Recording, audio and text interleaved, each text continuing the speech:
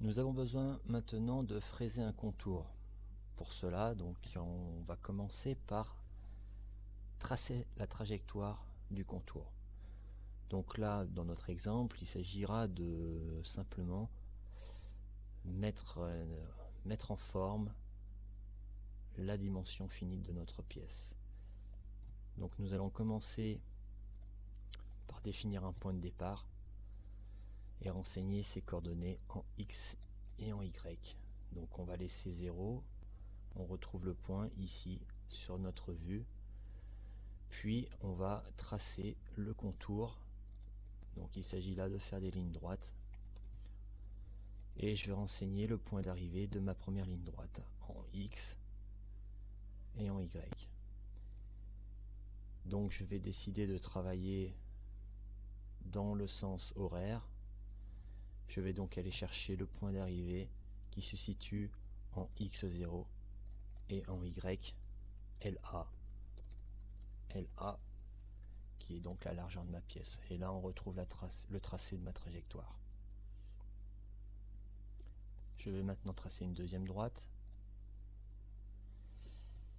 Aller chercher donc le point d'arrivée en X, L et en Y, LA. Et là, de nouveau, on retrouve ma trajectoire qui est dessinée en vert. Et on voit ici que j'ai dessiné dans ma première, pour mon premier contour, on retrouve mon premier point, ma première ligne droite, ma deuxième ligne droite. Je vais continuer comme ça jusqu'à faire le contour complet de ma pièce. Donc le troisième point X qui correspond donc à L et Y qui correspond à 0.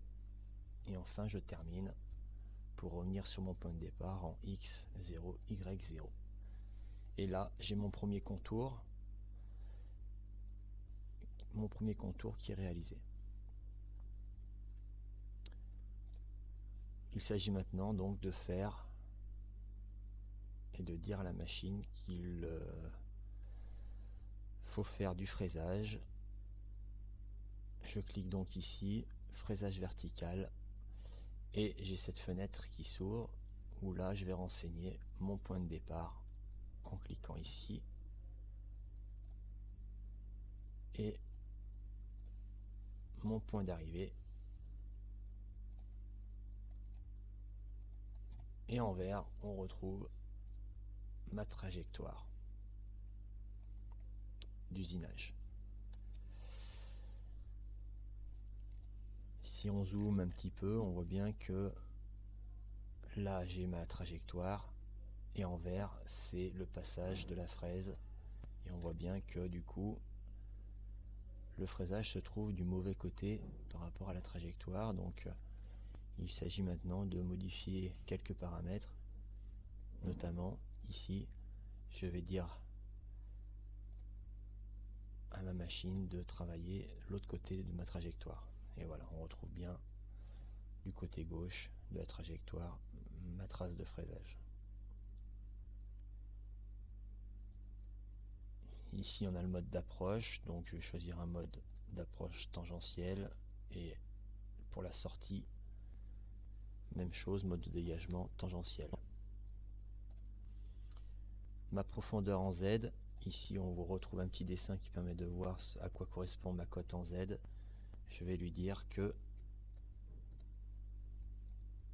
pour faire mon fraisage, ma fraise descende en -2 pour être sûr que mon fraisage se fasse bien sur toute l'épaisseur de la pièce. Ici je vais renseigner l'outil qui va me permettre de faire ce fraisage de contour. Je peux aller chercher ici le type d'outil, également en fonction des outils que j'ai sur ma machine. Les autres paramètres ne sont pas forcément nécessaires pour l'instant. Là par exemple nous avons la vitesse d'avance, donc l'on va laisser comme ça.